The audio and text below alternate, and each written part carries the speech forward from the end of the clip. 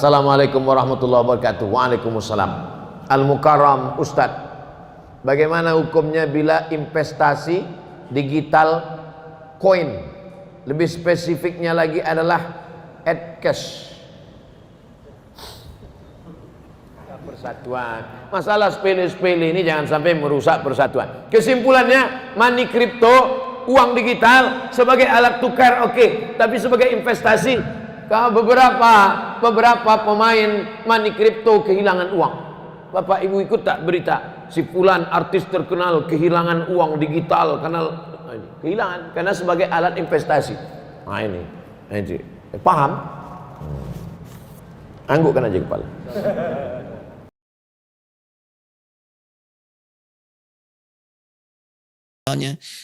Sesuatu yang wujudnya fisikal ada dengan sesuatu yang nggak nampak gitu, ya kan nggak sama.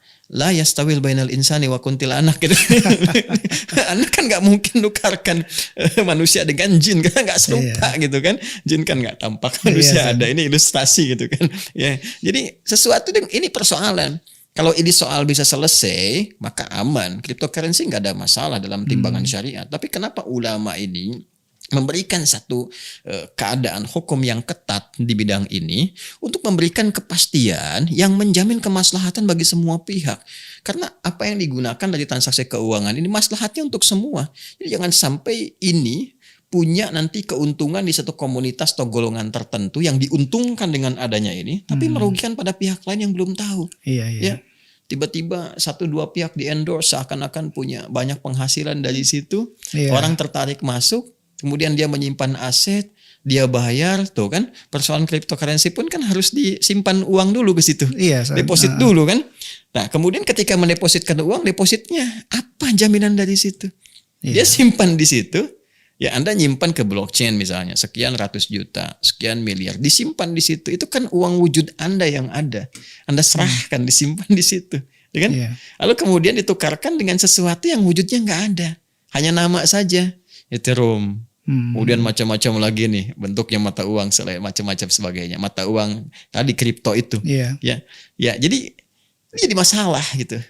Ya ketika diwujudkan dia tidak punya wujud dan persoalannya ketika mau dicetak pun dikembalikan ke mata uang yang ada sekarang. Lalu kenapa tidak menggunakan mata uang yang ada saja? Kan?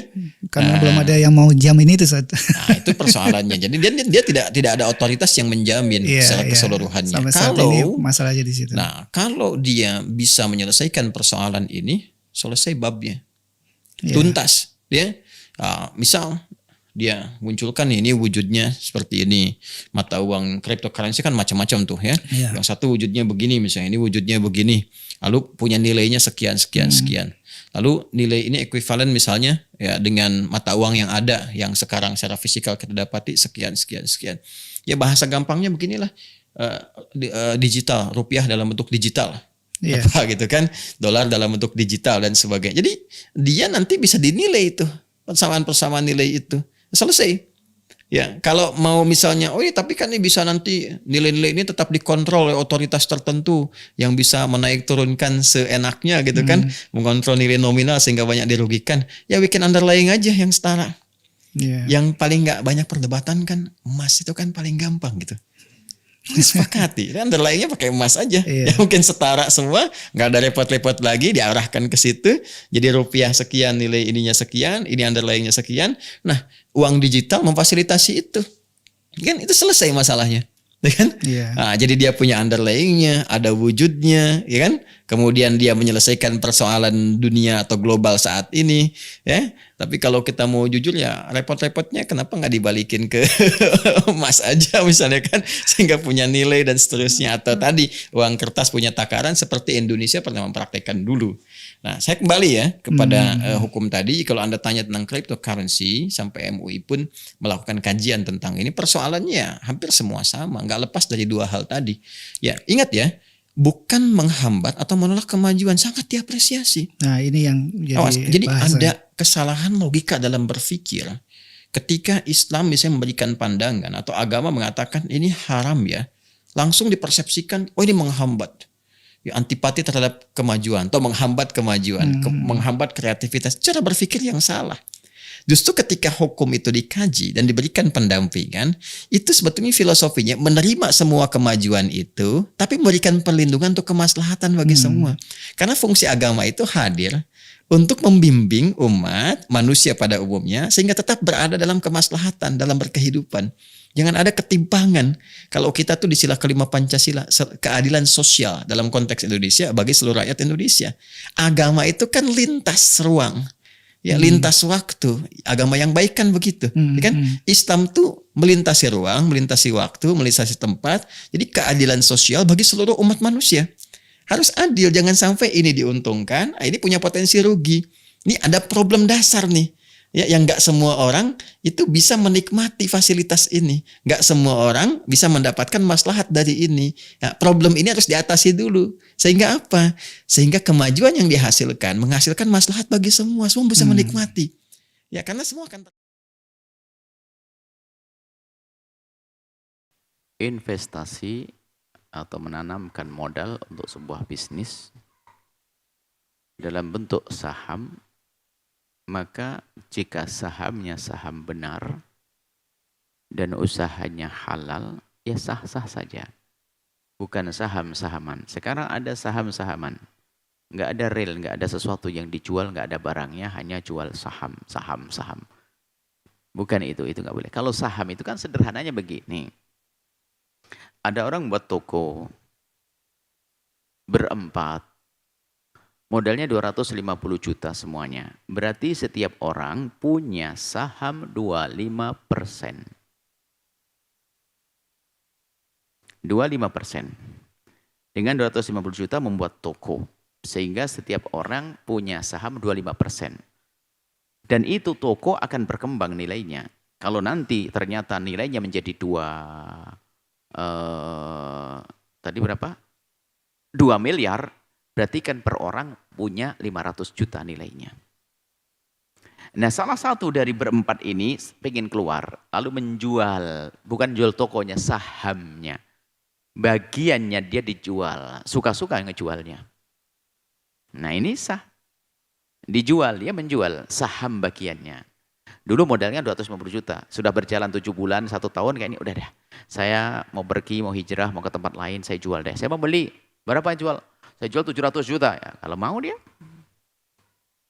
bisa saja menjual saham. Kalau saham tuh boleh seperti itu, asalkan sahamnya benar. Tapi jual beli saham ini menurut informasi, tentu tanyakan. Yang memberikan informasi kepada kami adalah juga orang yang ngerti ekonomi. Kalaupun ini salah berarti tentu karena pemahaman kami yang dangkal tentang ekonomi. Itu nggak ada sesuatu, hanya permainan saja angka saham. Kalau itu bohongan, jual beli saham. Tapi kalau jual beli saham sebuah perusahaan, saham perusahaan begini. Ini berapa persen dijual, kita membelinya sah-sah saja. Perajaan yang syar'i boleh.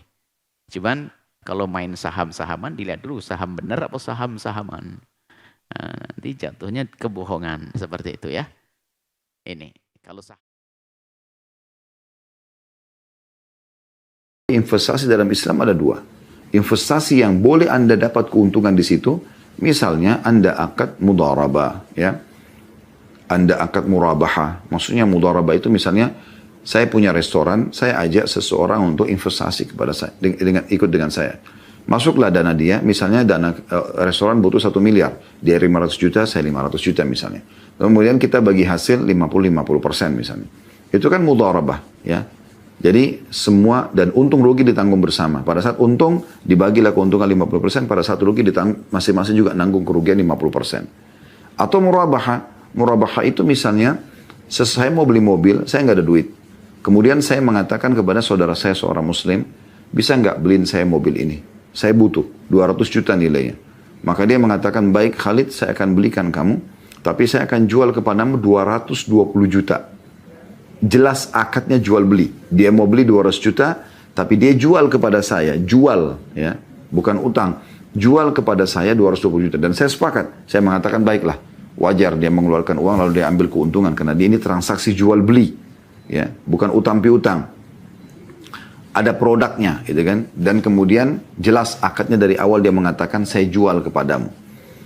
Kemudian saya bilang misalnya, baiklah saya cicil 10 bulan ya, karena saya tidak mampu kalau langsung bayar cash semuanya. Oke. Ya.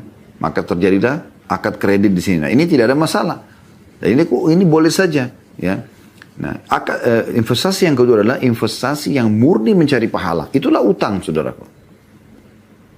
Utang itu adalah investasi juga, tapi murni mencari pahala. Kalau tadi investasi yang pertama itu memang mencari keuntungan. Ya, Anda dapat hasil dari bisnis Anda bersama seseorang partner Anda. Tapi kalau di sini tidak. Ya. Kalau yang utang ini memang investasi, tetapi sifatnya ya, Anda tidak mengambil keuntungan duniawi.